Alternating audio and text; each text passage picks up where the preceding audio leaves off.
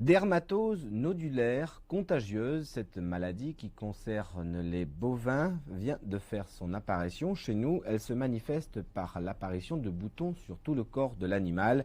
Cette maladie contagieuse peut entraîner des pertes économiques importantes si la vaccination n'est pas effectuée.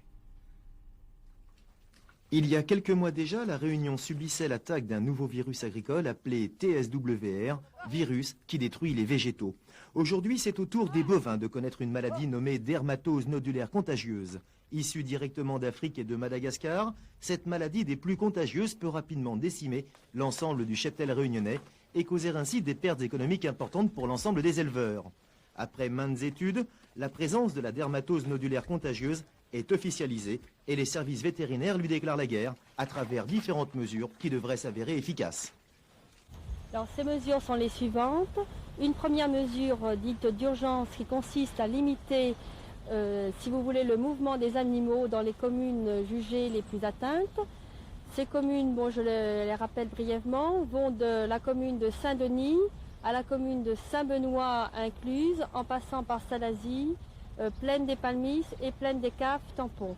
Donc dans ces communes, les éleveurs doivent garder leurs animaux dans leur exploitation. Par contre, ils ont autorisation de les emmener à l'abattoir pour la consommation humaine. Mais pour ce faire, il faut qu'ils aient un papier délivré par leur vétérinaire sanitaire de secteur, papier sur lequel est indiqué le numéro des animaux destinés à l'abattoir ainsi que le numéro de véhicule qui transporte les animaux.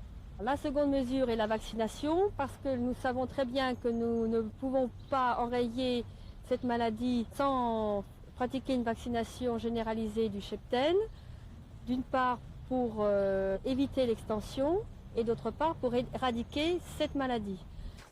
La vaccination des animaux, atteints ou non, sera effectuée commune par commune aux dates qui seront affichées dans chaque mairie.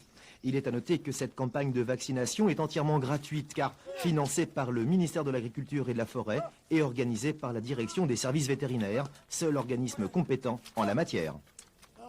Et pour être complet, sachez que selon les services vétérinaires, le mal pourrait être éradiqué en 2 mois si tous jouent le jeu du civisme.